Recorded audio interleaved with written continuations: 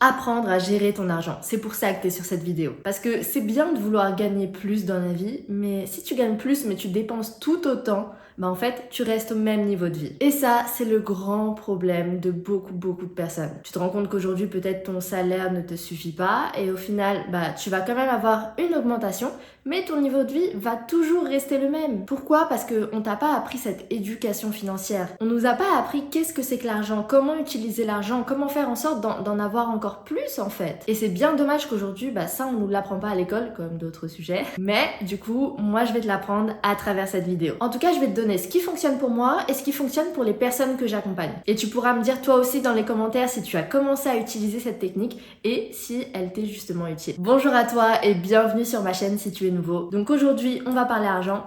Let's go! Si j'ai décidé de faire cette vidéo, c'est parce qu'aujourd'hui, on le voit sur les réseaux sociaux, peut-être que tu en fais partie également, mais beaucoup de personnes cherchent à justement accroître leurs sources de revenus. Et je me suis dit, mais en fait, parfois on prend le problème, mais pas du bon sens.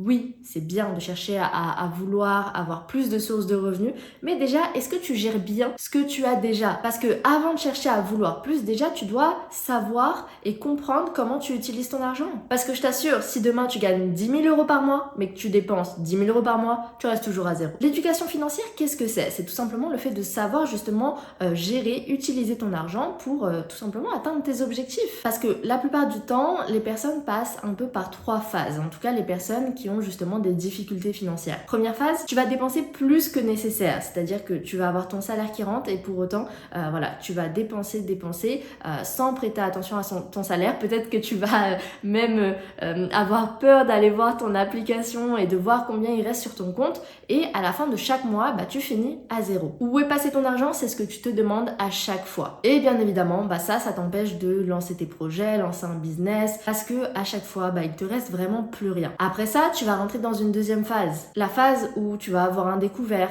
tu vas avoir des dettes, tes fins de mois, elles vont être très compliquées. Ça va jouer sur ton moral, de l'anxiété, du stress, de la dépression. Au final, tu ne peux pas utiliser ton argent comme tu le souhaites. Donc, tu te serres toujours la ceinture et en cas d'imprévu, en fait, t'as aucun moyen de réagir par rapport à ça. Donc, en fait, tu restes dans un cercle où t'as pas d'argent.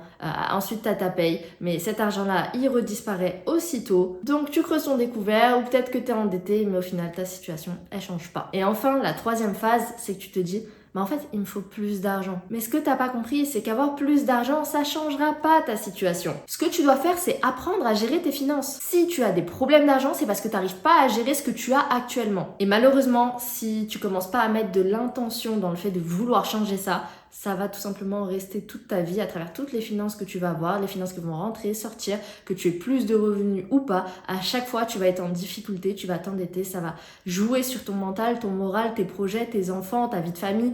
Tout cela va rentrer en jeu pour cette simple chose qui est l'éducation financière. Au contraire, si tu apprends à gérer ton argent, je peux t'assurer que ça peut t'apporter que des avantages. Tu as une vision claire de ta situation. Tu sais exactement où est-ce que tu peux aller, ce que tu peux faire. Tu vas réaliser tes projets, tu vas voir de la croissance, tu vas te sentir largement mieux.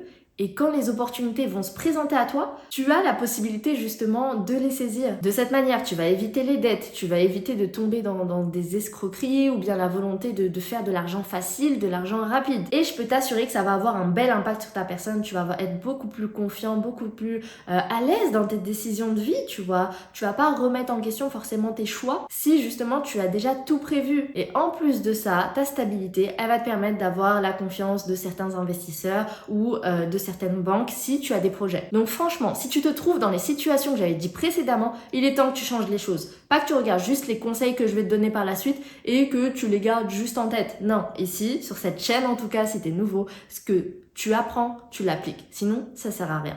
Du coup, aujourd'hui, comment est-ce que les personnes utilisent leur argent? C'est simple. Moi, personnellement, j'ai repéré 6 catégories. Tu vas avoir les dépenses obligatoires, tu vas avoir le côté épargne, tu vas avoir l'investissement, le plaisir, l'éducation et les dons. Donc, il faut que tu répartisses ton argent en fonction de ces 6 catégories. Maintenant, il va y avoir 2 stratégies. Une stratégie plutôt basique, classique. C'est un peu pour les personnes qui, justement, cherchent à être un peu plus confortables dans leur vie, qui souhaitent également commencer à investir, avoir une certaine stabilité stabilité, ceux qui ont justement des difficultés financières et qui veulent y remédier. Et une stratégie plutôt, on va dire, agressive si tu as un projet et quelque chose de concret derrière, du coup, il faut mettre encore plus d'intention dedans. C'est vraiment pour sortir de ta zone de confort, pour acquérir un maximum de richesse, on va dire, en un minimum de temps. Ok, donc première stratégie. L'idée, c'est que par rapport aux 6 catégories que je t'ai citées juste avant, tu vas devoir avoir une certaine répartition en termes de pourcentage de justement ton entrée d'argent. Donc le pourcentage que moi je te recommanderais, ce serait par exemple mettre 50% dans tes dépenses du quotidien, les charges que tu as, parce que ça, dans tous les cas, t'as pas le choix de les payer. Ensuite, tu mets 20% en épargne, comme ça, tu as de l'argent de côté et voilà, pour un futur projet, c'est quelque chose que tu pourras utiliser. Ensuite, tu vas garder 10% en investissement. Quand je dis investissement, c'est à toi de trouver le projet dans lequel tu souhaites investir. Si tu n'as pas d'idée, n'hésite pas à revenir vers moi en privé sur Instagram et on pourra échanger à ce sujet. Mais en tout cas, à chaque fois, te dire que voilà, tu as une source de revenus, tu gardes ces 10% pour le but d'investir. Pourquoi on investit? Parce qu'on sait que c'est ce qui va nous permettre de faire fructifier notre argent sur le long terme. On ne peut pas juste aujourd'hui se contenter d'une seule source de revenus. Non, on a besoin d'investir dans d'autres idées, d'autres projets. Je pense que là, je ne t'apprends rien. Et si tu n'as pas encore adopté ce mindset, je pense que c'est super risqué pour toi de rester dans une situation où tu as juste ta source de revenus d'aujourd'hui et c'est tout. Non, tu as besoin d'apprendre à en développer d'autres. Parce que rester dans cette situation, je t'assure que c'est beaucoup plus risqué que chercher à investir.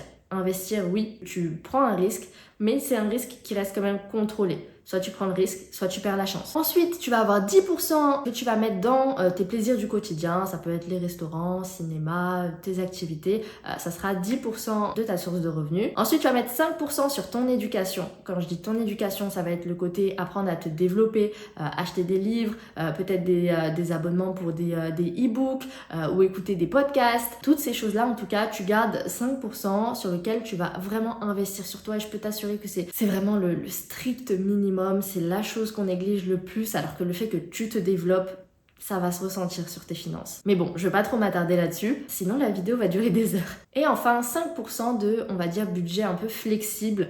Soit c'est pour des dons, soit si tu veux le garder en cas d'urgence, soit tu le réinvestis dans le côté épargne ou le côté investissement. C'est à toi de voir en fonction de ce que tu recherches. Là, je t'ai vraiment donné une trame vraiment très basique. Le but, ça va être de l'adopter à toi et à tes idées et à ton projet et à ce que tu fais et à tes finances. Mais la finalité, c'est de te dire que voilà, aujourd'hui, tu gagnes tant. Et tu sais qu'il y a tant que tu utilises pour ta vie au quotidien, tant que tu investis, tant que tu épargnes et tant que tu te fais des plaisirs avec. Si tu n'as pas une organisation claire comme ça, en fait, c'est beaucoup plus facile de céder et de se faire plaisir dès qu'on a envie et à la fin du mois d'être étonné parce qu'il reste plus rien. Non, tu dois être discipliné, tu dois te fixer des limites. Et oui, c'est pas facile, on aimerait tous pouvoir dépenser à gogo, mais cette vie-là, tu pourras peut-être l'atteindre si aujourd'hui tu fais ce travail de justement apprendre à gérer tes finances. Ensuite, pour la stratégie plutôt agressive, donc on va toujours rester sur un 50% que tu utilises pour tes dépenses et tes charges au quotidien. Là par contre, il va y avoir 20% sur ton éducation. Quand je dis ton éducation, c'est pareil. C'est apprendre à développer une connaissance,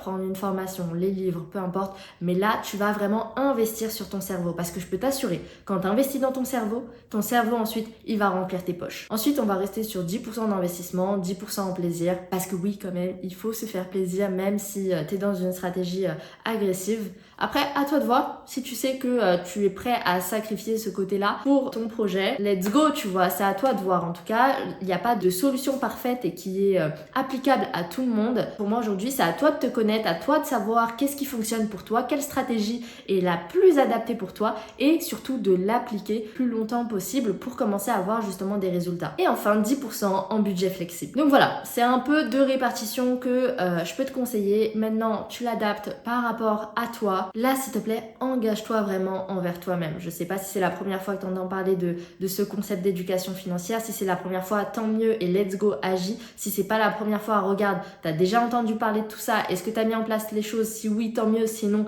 il est temps de passer à l'action. Là, tu fais pas un contrat entre toi et moi. Là, je te demande de t'engager envers toi et ta situation si tu veux la changer. Et pour ça, ça va te demander justement des actions.